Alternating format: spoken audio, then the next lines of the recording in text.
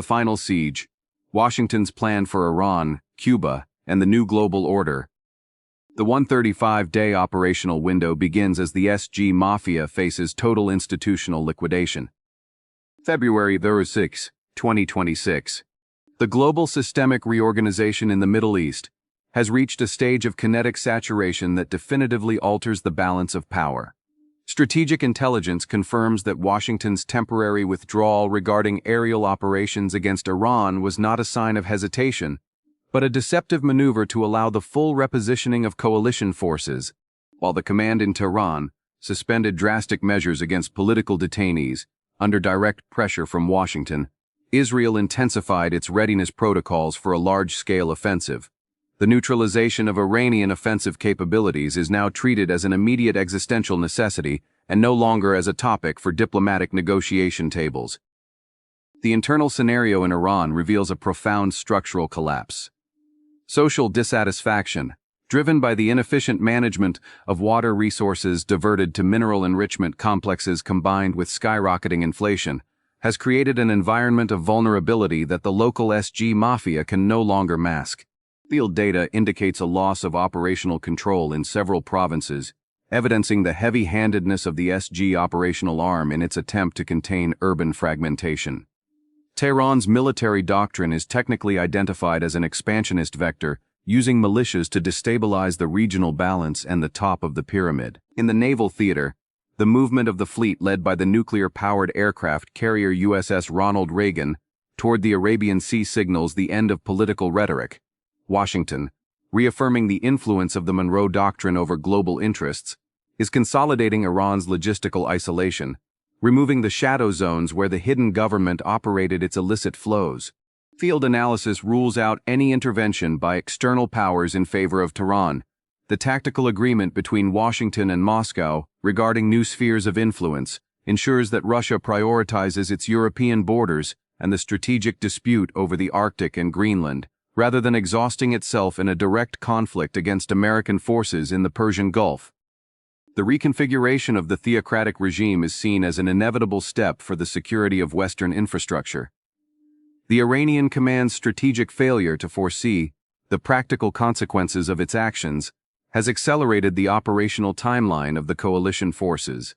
The next cycle of maneuvers will define the new map of the Middle East, eliminating the cost centers and instability that served globalist interests for decades. The order is clear.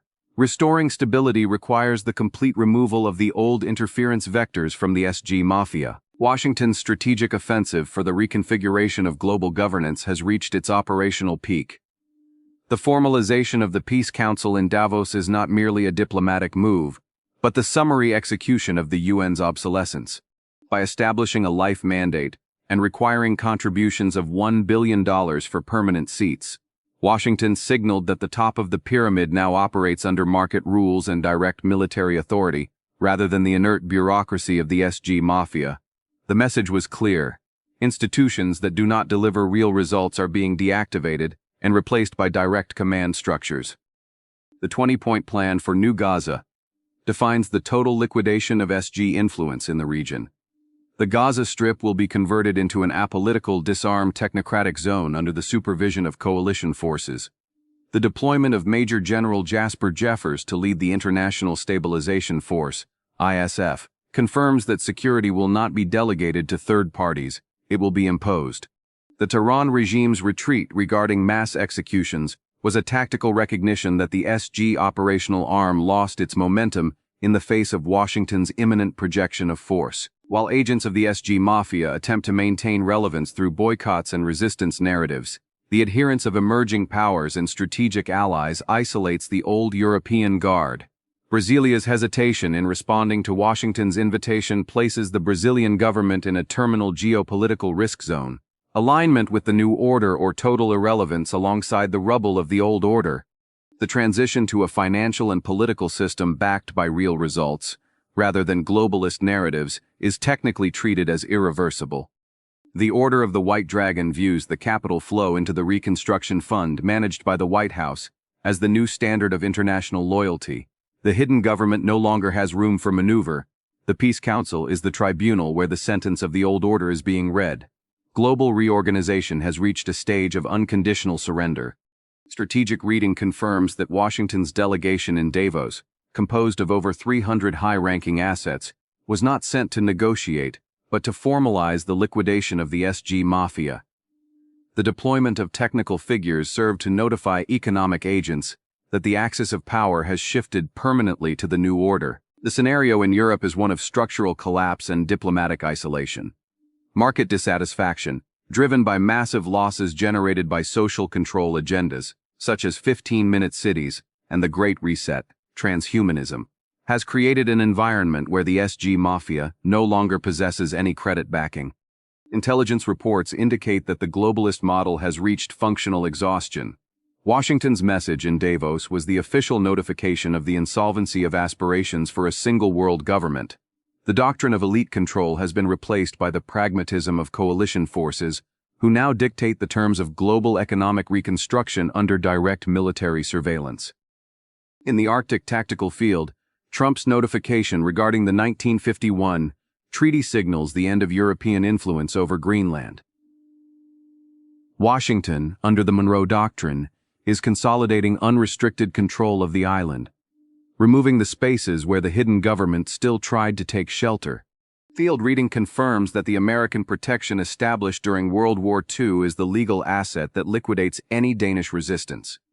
Meanwhile, Putin's command is methodically closing the operation in Ukraine, re-establishing his sphere of influence and eliminating the vector of instability that was subsidized by the globalist NATO and the SG operational arm in the region. The fall of ideological hegemonies is treated as inevitable for the security of Western infrastructure.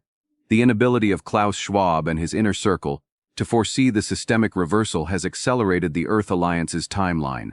The current operational cycle defines the reconfiguration of borders and economies, punishing those responsible for the systemic frauds of 2020 and purging the remaining SG assets through Washington's soft power, which now projects its authority over the Southern Cone. Strategic reading confirms that the defection of Larry Fink from BlackRock from the ranks of the hidden government marks the financial collapse of the old order. The admission that the public and major investors have lost confidence in the Davos elite is the formalization of the SG Mafia's tactical defeat. Social engineering agendas resulted in catastrophic losses for the financial top of the pyramid, forcing a large-scale corporate capitulation. Fink is repositioning capital to align with the reconstruction under the terms of Washington and the alliance. This shift in sides is a technical necessity to stem losses and ensure access to the new power infrastructure emerging from the globalist vacuum. The systemic reorganization in the Caribbean has reached a stage of critical saturation. Strategic reading confirms that Washington has initiated the final phase of isolating the island of Cuba, aiming to force the regime's surrender by the end of the current operational cycle. Following the capture of Nicolas Maduro, the flow of vital resources to Havana was severed, leaving the SG Mafia without its primary pillar of energy and financial support in Latin America. Control over oil flows was the key to dismantling the logistics of the SG operational arm in the region. The crisis in Cuba is no longer a matter of mismanagement, but of structural collapse triggered by coordinated tactical asphyxiation. Field reports indicate that over 60% of the territory remains under simultaneous blackout. Without Venezuelan support, and with total pressure from Washington on other regional suppliers to cease fuel shipments, the island's infrastructure is operating in a state of technical bankruptcy. The Havana regime, which served as an intelligence hub for the hidden government for decades, is in a phase of accelerated decomposition, losing the ability to project influence over satellite governments in the Southern Cone. Washington's intelligence has already established communication channels within the Cuban military high command, presenting a pragmatic choice: assisted transition or complete economic annihilation.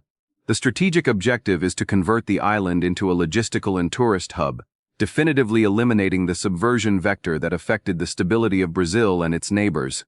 Without foreign currency, and without energy to maintain social control, the fall of the theocratic communist structure is treated by coalition forces as a chronological inevitability. The imminent fall of Cuba dismantles the intelligence support that shielded the SG-infiltrated elites in Latin America. Washington's soft power is focused on ensuring that upcoming regional electoral processes consolidate the definitive expulsion of SG Mafia agents. The end of Cuban influence means the interruption of the logistics that sustained the hidden government's project in Brazilian territory, clearing the path for the resumption of sovereign control. The era of parasitism funded by diverted resources and obscure ideological partnerships has reached its final breaking point. Order has been restored, and the next operational cycle will ensure that the rubble of the old order never again threatens the stability of Western civilization. End of report. Do not forget to subscribe, enable notifications, and join the conversation in the comments. If you recognize the value of this information and wish to support the continuity of this project, please use the link in the description or the QR code on the screen. Your contribution is what keeps us independent and outside the reach of the control system. Thank you very much, and until the next report. Technical note. This content presents an independent and investigative analytical perspective based on open-source data and global geopolitical movements. The interpretations expressed herein constitute alternative strategic analysis, exercised under the fundamental right to freedom of expression and free thought, with the objective of offering deeper insight into the backstage of global power.